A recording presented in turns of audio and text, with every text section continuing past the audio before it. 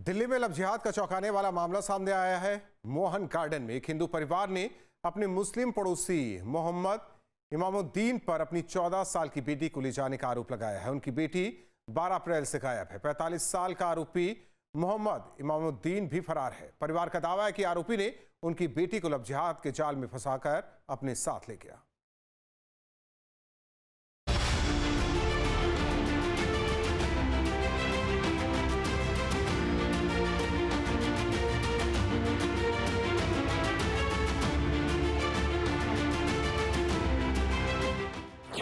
दिल्ली में लव जिहाद का जाल, 14 साल की हिंदू लड़की हुई शिकार। 12 अप्रैल से लापता है हिंदू बेटी, पीड़ित परिवार का बुरा हाल। 4 महीने से इस घर में न तो कोई त्योहार मनाया गया और न ही किसी चेहरे पर मुस्कान लौटी। घर के मंदिर में रोज ये माता पिता भगवान से एक ही दुआ मांग रहे हैं कि उनकी 14 साल की लापता बेटी सकुशल घर लौट आए। एक बेटी के इंतजार में बीतते दिन, एक माँ की आंखों से लगातार बहते आंसू, एक पिता की टूटती हुई उम्मीद और एक ऐसा सवाल जिसका जवाब पिछले कई महीनों से कोई नहीं दे पाया। आखिर 14 साल की उनकी बेटी कहाँ है? तमाम सख्ती और कानूनों के बावजूद राजधानी दिल्ली के अंदर लव जिहाद के मामले रुकने का नाम नहीं ले रहे। इस वक्त हम पश्चिमी दिल्ली के हस्ताल गांव के नज़दीक मोहन गार्डन इलाके में मौजूद हैं और इस बार जिसके साथ लव जिहाद हुआ है वो केवल 14 वर्षीय लड़की है जो स्कूल जाती थी और जिसके ऊपर आरोप है इमामुद्दीन, मोहम्मद इमामुद्दीन 45 साल का है। 4-5 बच्चे हैं, पत्नी है और अब वो भी 12 अप्रैल के बाद गायब बताया जा रहा है। और उससे पहले भी इमामुद्दीन के साथ इनकी बेटी कई बार नज़र आई। सीसीटीवी फुटेज भी है। पुलिस ने जो मामला दर्ज किया, एफआईआर दर्ज की है, वो मिसिंग की है। लेकिन अब ये परिवार हाई कोर्ट का रुख भी इख्तियार कर रहा है और कहते हैं कि जब शासन और प्रशासन कुछ नहीं सुनता तो भगवान का ही आसरा होता है। और देखिए किस तरीके से भगवान से ही मुराद मांगी जा रही है कि कम से कम ईश्वर उनकी सुन ले और उनकी बेटी को वापस लौटा दे। परिवार का कहना है कि उनकी बेटी 12 अप्रैल से लापता है। उस दिन के बाद से इस घर की रौनक जैसे खत्म हो गई। हर सुबह उम्मीद के साथ शुरू होती है और हर रात मायूसी में बदल जाती है।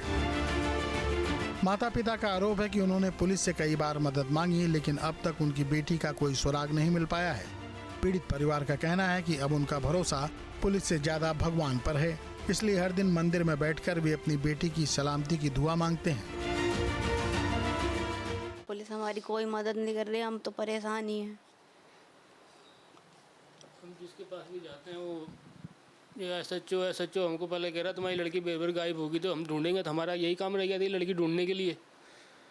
फिर राजेश आईओ था, हो गया, वो भी चिल्ला के हमसे बात कर रहा था तो हमने आगे 112 पे कॉल करी। जब जाके वो हम पे फिर नॉर्मल हुआ।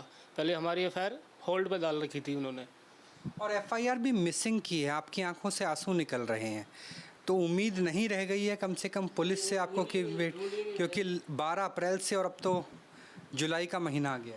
वो ढूंढ ही नहीं रहे हैं। ढूंढना होता तो कब का ढूंढ लेते। जो उसको उन्होंने सीसीटीवी में चेक किया, लड़की यहाँ से यहाँ तक गई है। यहाँ से यहाँ तक जाने के बाद उन्होंने कोई सीसीटीवी नहीं देखा लड़की किधर गई है।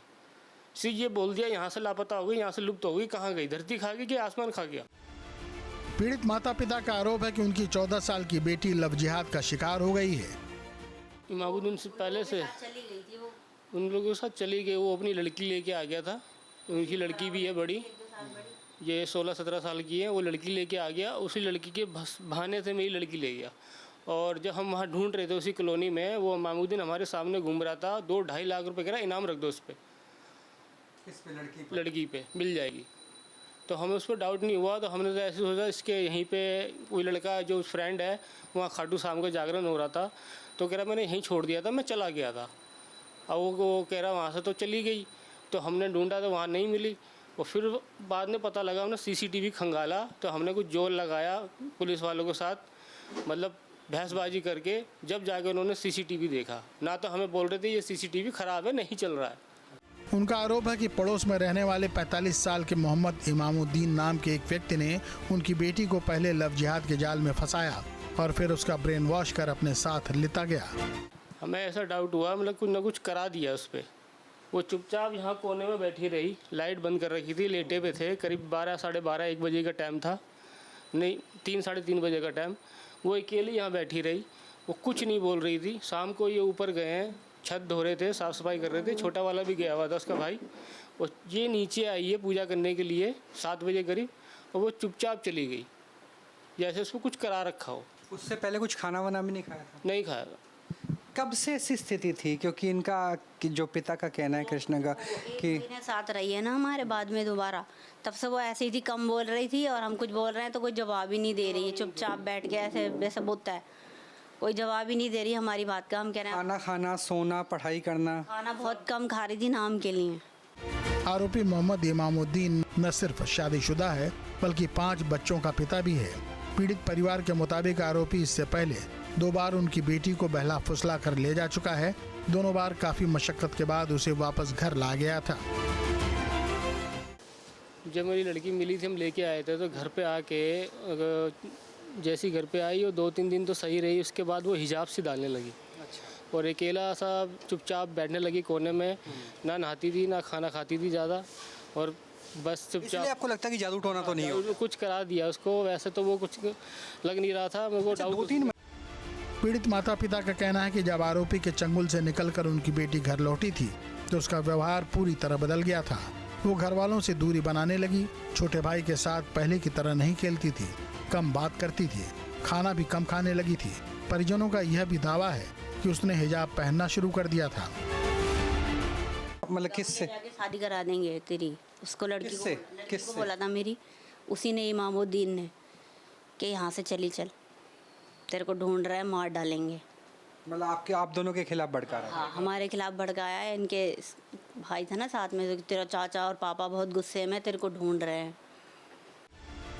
पड़ोसी मोहम्मद इमामुद्दीन पर शक इसलिए भी और गहराता जा रहा है क्योंकि वो खुद भी घर का ताला लगाकर फरार हो गया है। उसके घर के दरवाजे पर ताला लटका हुआ है। न्यूज़ नेशन इमामुद्दीन के उस घर पे भी पहुंचा है जो किराए का मकान था, जहां पे वो अपने बीवी बच्चों के साथ रहा करता था। और आस पड़ोस के लोगों के मुताबिक यहां पर भी उसने पैसे उधार ले रखे थे और वो रातों रात अपना सामान कुछ हद तक छोड़ करके फरार हो गया और अब सोनीपत में मौजूद है और सोनीपत वाले घर से भी गायब है लगभग बीते 2 महीने से। बात करें तो ये उसका जो सामान है, जो महत्वपूर्ण सामान है, इंपॉर्टेंट सामग्री थी, वो साथ में ले चला गया और जो बाकी सामान है वो यहाँ नज़र आ रहा है। और ताला देखिए किस तरीके से लगभग बीते 2 महीने से ये के ब्लॉक है और लगभग 2-3 महीने से मोहन गार्डन के इस इलाके में के ब्लॉक में जो किराए का मकान था ये छोड़ कर के मोहम्मद गायब नज़र आ रहा है।